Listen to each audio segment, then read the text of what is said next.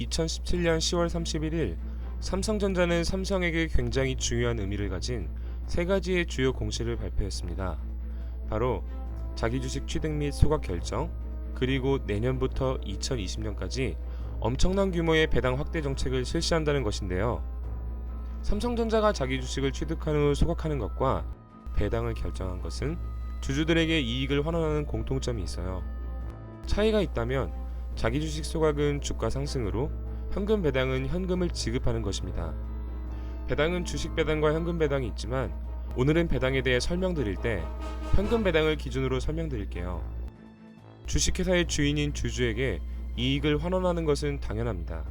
하지만 2018년부터 2020년까지 약 29조 원을 배당한다는 뉴스를 들었을 때 뭔가 좀 이해가 잘 가지 않는 부분이 있었습니다. 이 정도 규모면 하만을 3번이나 더 인수할 수 있는데 말이죠. 29조 원을 삼성의 신성장 동력을 위한 투자에 쓴다면 장기적으로 주주들에게 더 큰 부를 가져다 줄 수 있지 않을까, 이런 생각을 한번 해봤는데요. 그렇다면 삼성전자는 왜 그런 결정을 한 걸까요? 안녕하세요, 보입니다. 오늘은 삼성전자의 배당 확대, 자기 주식 취득 및 소각에 담긴 진짜 이유를 같이 알아볼까 해요. 회사의 자산은 부채와 자본으로 이루어져 있습니다. 간단하게 부채는 채권자의 지분, 자본은 주주 지분으로 보고 설명을 계속하겠습니다. 회사는 회사의 이해관계자인 주주에게는 배당 혹은 주식 소각을 통한 이익을, 채권자에게는 이자를 지급합니다. 오늘 저희가 포커스를 맞춰야 하는 부분은 자본과 주주입니다. 배당과 자기 주식 소각은 공통적으로 주주에게 이익을 환원하는 효과를 가지고 있어요. 자기 주식 소각은 자기 주식을 취득한 후 소각하는 방법이기 때문에 발행 주식 수가 감소합니다. 발행 주식 수가 감소한다면 주식 가치 상승 및 기존 주주들의 지분율이 상승하는 효과가 있습니다. 그렇다면 삼성전자는 왜 배당이면 배당만, 자기 주식 소각이면 소각만 할 것이지 굳이 두 가지 방식을 택한 이유가 뭘까요? 자, 첫 번째로 향후 3년간 약 29조 원을 배당하는 이유에 대해 같이 생각해 보시죠. 저는 삼성전자의 배당 확대 정책이 예전부터 삼성전자 경영구조 변경 및 배당 확대를 요구해오던 엘리엇 매니지먼트의 의견을 일부 수용한 것과 고배당을 통한 주주들의 장기 보유, 즉 유동성 감소를 염두에 두었다고 생각합니다. 미국의 억만장자인 폴 싱어가 이끄는 헤지펀드인 엘리엇 매니지먼트는 2016년 10월에 삼성전자를 지주회사와 사업회사로 분할하고 30조 원 규모의 특별 현금 배당을 요구했습니다. 엘리엇의 삼성전자 지분율은 약 0.62%밖에 되지 않습니다. 하지만 엘리엇의 우호적인 주주들이 의결권을 위임한다면 현재 삼성전자의 외국인 지분율은 약 53.4%에 달합니다. 물론 모든 외국인 투자자들이 전적으로 엘리엇의 의견에 동의한다고 볼 수는 없지만 삼성전자 입장에선 과반수가 넘는 외국인 지분을 고려하지 않을 수 없겠죠. 그래서 삼성전자는 외국인 주주들의 우호적인 지지를 위해 엘리엇의 의견을 일부 수용했다고 볼 수 있습니다. 그렇다면 삼성전자의 배당 확대 정책은 단순히 엘리엇의 주장만을 수용한 것일까요? 저는 그렇게 생각하지 않습니다.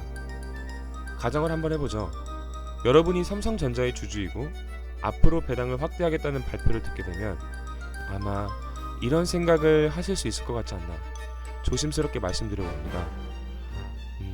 삼성전자의 배당 확대는 앞으로도 삼성전자의 미래가 밝다는 것을 의미한다 라는 생각, 이런 생각이 든다면 배당 증가뿐 아니라 주가가 오를 것 같다고 예상되는 우량주를 쉽게 팔 수 있을까요? 특별한 이유가 없다면 그냥 가지고 계실 확률이 높다고 생각합니다.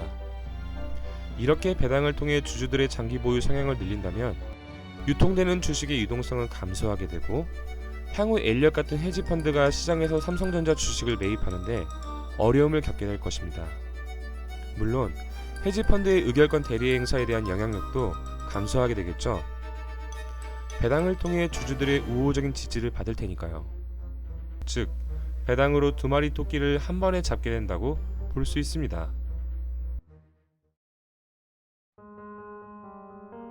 두 번째로 자기 주식 소각 얘기를 해볼까 합니다. 삼성전자는 올해만으로도 벌써 약 13조 8천억 원에 달하는 주식 소각을 결정했는데요.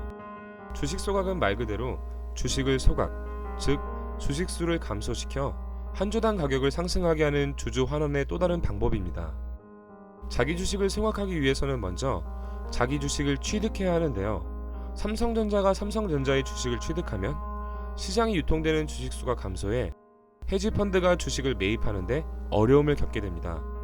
그리고 주식 소각을 통해 주주들에게 주식가치 상승이라는 자본이득을 취하게 하면서 주주들의 장기 보유 성향에 기여할 수 있습니다.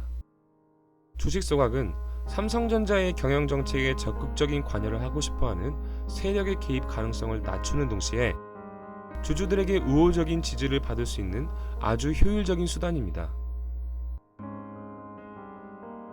마지막으로 삼성전자의 주주 환원 정책 공시의 진정한 의미가 무엇인지 같이 살펴보시죠. 삼성전자는 이번 공시에서 잉여 현금 흐름 계산 시 M&A 금액은 차감하지 않기로 했으며 기존의 잉여 현금 흐름의 50% 환원 방침은 유지하되 환원 기간을 1년에서 3년으로 변경했습니다. 또한 50% 배당 집행 후 자녀 재원 발생 시 추가적인 현금 배당 혹은 자기 주식 매입 소각을 하기로 했습니다. 잉여 현금 흐름은 영업 현금 흐름에서 영업자산 투자액을 제외한 것입니다. 자, 잉여 현금 흐름 계산 시 M&A 금액을 차감하지 않기로 했다. 저는 몇 조 원 단위로 들어갈 인수합병 금액을 계산해서 제외한 이유가 만약 계산에 포함시킨다면 주주들에게 왜곡된 신호효과를 줄 가능성이 있기 때문이라고 생각합니다. 한번 가정을 해보죠. 만약 삼성전자가 잉여 현금 흐름에서 M&A 금액을 차감하고 주주들에게 배당을 한다면 대규모의 M&A가 발생한 해에 배당은 그렇지 않은 때보다 급격하게 떨어질 가능성이 있으며 주주들에게는 큰 불안감으로 다가올 겁니다. 이거 주식 떨어지는 거 아니야? 미래가 불투명한 거 아니야? 같은 생각이 들게 할 수 있습니다. 그렇게 되면 주주들의 장기 보유 성향은 감소하게 되고 삼성전자 주식의 유동성은 증가하게 될 것입니다. 그리고 유동성이 증가한 만큼 삼성전자의 경영에 개입할 수 있는 기회도 많아지겠죠. 즉, 삼성전자 입장에서 장기적인 경영 전략 수립에 심각한 악영향을 줄 수 있습니다. 추가적으로 환원 기간을 기존 1년에서 3년으로 늘린 이유 역시 안정적인 배당을 위한 정책이라고 볼 수 있습니다.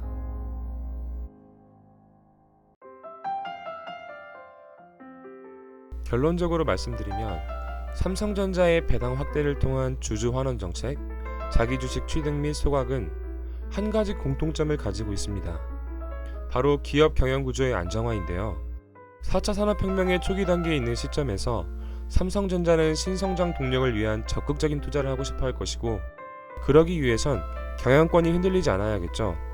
경영권이 흔들리지 않기 위해선 회사의 진정한 주인인 주주들의 절대적인 지지가 필요한 시점이기에 이와 같은 결정을 한 것으로 보입니다. 오늘은 여기까지. 영상 재밌게 보셨으면 좋아요와 구독하기 꼭 부탁드려요. 그리고 요새 날씨가 많이 좀 쌀쌀해졌는데 감기 조심하시고 오늘도 좋은 하루 되세요. 안녕.